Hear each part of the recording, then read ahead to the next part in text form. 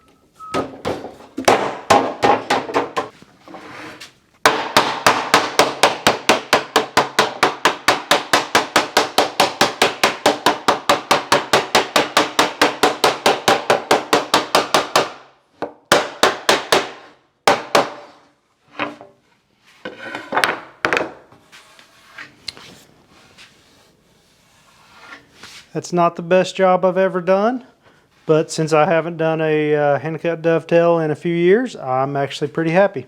Let me bring the camera in, get a little closer. Focus, focus, focus. Yeah, I got, my pins are a little loose there, but that's all right. I'm sure by the time I get to the fourth one, it'll be a whole lot better. And so this pin right here is right where my kerf will be to separate my lid.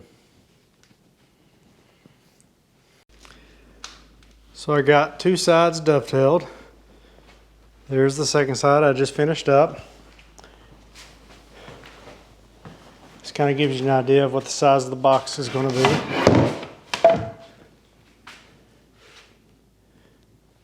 So that's about all that I've got time for tonight. I'm going to try to dovetail the other two sides tomorrow, and then we can start fitting in a bottom. I'll probably do a bottom first and then start working on all the dividers before I glue up the sides and make the top. So what do you guys think? Are you glad to be back in the wood shop? I know that I was a little bit, I don't know, hesitant getting started. It's been a long time. But now that I'm into it, I'm really excited and having a good time. Looking forward to getting these other two dovetails cut. I might come out in the morning before work and try to get my chisels all resharpened. And that way tomorrow evening I can really get to it. So if you like these kind of videos, hit that thumbs up button. If you don't like these kind of videos, hit the thumbs down button. Either way, leave me a comment telling me why. If you're not already a subscriber, I would love to have you. Hit that subscribe button, and if you'd like to get notified every time I put out a new video, hit that bell for notifications. Leave me a comment below telling me what you think about the chainsaw box. Is it overkill? Is it just right? Do you like the use of what a lot of people would consider trash wood? Just let me know. We'll see you next time.